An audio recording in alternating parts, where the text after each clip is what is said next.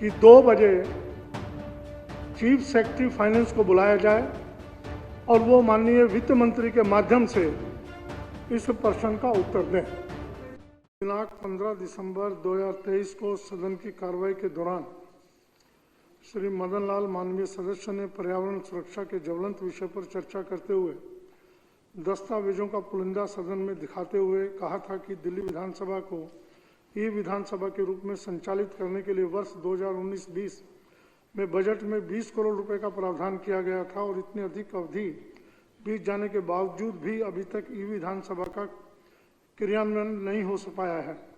उन्होंने कहा कि यदि यह सदन ई विधानसभा के रूप में संचालित होता तो इतने सारे कागजों का अनावश्यक उपयोग रोका जा सकता था और पर्यावरण की सुरक्षा के लिए कई पेड़ों को काटने से बचाया जा सकता था। माननीय सदस्यगण, इसके संबंध में मैंने दिनांक 15 दिसंबर 2023 को जानकारी दी थी, परंतु उस समय मेरे पास संबंधित डाटा उपलब्ध नहीं था। लेकिन आज मैं बड़े दुख के साथ सूचित कर रहा हूं कि प्रधान सचिव वित्त विभाग को ई विधानसभा की फाइल दिनांक 10 अप्रैल 2023 को कंसल्टेंट नियुक्त करने के लिए भेजी गई थी। उसके बाद कई बार रिमाइंडर भी भेजे गए तथा प्रधान सचिव को भी अवगत कराया गया। मैं सदन को यह भी जानकारी देना चाहता हूं कि इस कार्य के लिए टेंडर प्रक्रिया शुरू हो चुकी है और टेंडर खोले भी जा चुके हैं, लेकिन वित्त विभाग की अनुमति मिलने में देरी के कारण लागत में जो वृद्धि हो रही है, क्या प्रधान सचिव वित्त उस लागत में वृद्धि की जिम्मेदारी लेंगे? उनकी हठ धर्मिता के कारण ई विधानसभा के कंसल्टेंट की फाइल आज तक स्वीकृत नहीं हुई, जबकि 8 महीने का समय बीत चुका है।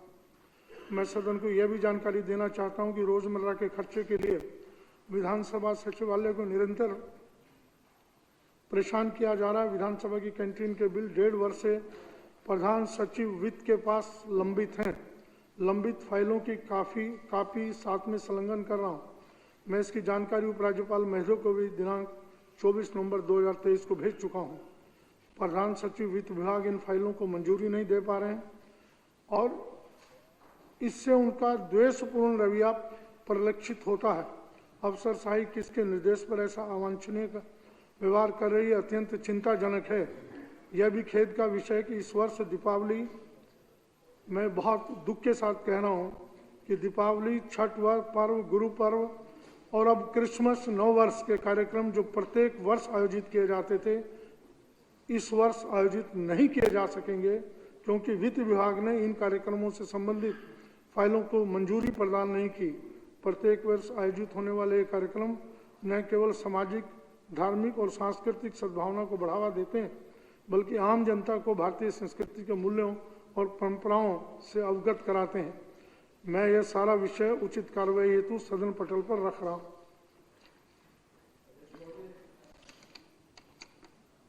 आपने बहुत ज़रूरी विषय आज के सदन में उठाया है और मुझे लगता है कि यहाँ पे वित्त मंत्री महोदय भी हैं।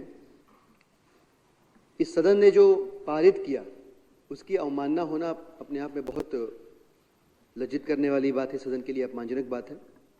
अगर आज ये सदन अनुमति दे तो मैं आग्रह करना चाहूँगा इस सदन के पटल पे कि आज जो विषय आपने रखा है, इस विषय पे प्रिंसिपल सेक्रेटरी जो फाइनेंस हैं उन्हें 2 बजे सदन में बुलाया जाए, अगर सदन सहमत हो तो, और वो अपनी बात रखें, अपना उत्तर दें, अपना जवाब दें।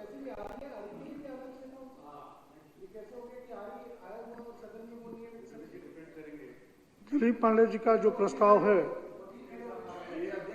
क्वेश्चन ओवर है, क्वेश्चन ओवर के बाद ये विषय लिया जा सकता है। आप इस बात से सहमत नहीं कि सदन का अपमान हो रहा है? आप चुनी सदन का अपमान हो रहा है। ये कोई तरीका मैं है ले रहा हूं, तरीका क्या तरीका होता है? क्या तरीका होता है? मुझे बताइए क्या तरीका होता है? चल रहा है, मैं बोल रहा हूँ ई विधानसभा नहीं, इसके बाद आप ले लीजिए ना। क्यों ले लें? इसके बाद क्यों ले लें? नहीं लीजिए, इसके क्यों ले लें? क्वेश्चन ओवर ले रहा हूं, अभी ले रहा हूं। सरकार मैं ले रहा हूं। क्वेश्चन ओवर का जवाब नहीं देना चाहती है। सरकार जवाब नहीं देना चाहती। हाँ, आपके आपके प्रश्न का मंत्रियों के पास जवाब नहीं, आपके मंत्री तैयार होकर नहीं आते और आप उनको बचा रहे हैं जवाब देने से। आप अधिकारियों को बचा रहे हैं। नहीं, आप लीजिए उसको। आप जैसे लोग अधिकारियों को बचा रहे हैं। 1.5 साल से 2 घंटा चर्चा कराइए। शर्म की बात है। कौन उससे मना कर रहा है? आप अधिकारियों को लेकिन बचा रहे हैं। क्वेश्चन ओवर को आप बर्बाद मत करिए। शर्म नहीं आती विपक्ष को। क्वेश्चन ओवर को आप, क्वेश्चन ओवर का टाइम बर्बाद मत करिए। सदन का अब क्वेश्चन आवर का टाइम आप खराब कर रहे हैं। मैंने 2 मिनट का भी समय नहीं लिया। आदरणीय दिलीप पांडे जी का प्रस्ताव सदन के सामने है। मैं प्रस्ताव दोहरा रहा हूं कि 2 बजे चीफ सेक्रेटरी फाइनेंस को बुलाया जाए और वो माननीय वित्त मंत्री के माध्यम से इस प्रश्न का उत्तर दें। प्रिंसिपल सेक्रेटरी फाइनेंस को 2 बजे उपस्थित होने का सदन इस बात से दिलीप पांडे जी के सहमत है? जो सहमत है वो हाँ कहें, जो असहमत है वो ना कहें। दिलीप पांडे जी का प्रस्ताव पारित हुआ। सेक्रेटरी साहब से प्रार्थना है कि उनको 2 बजे यहाँ उपस्थित होने के लिए जो भी माध्यम हो सकता है उसके द्वारा निर्देश दिया जाए।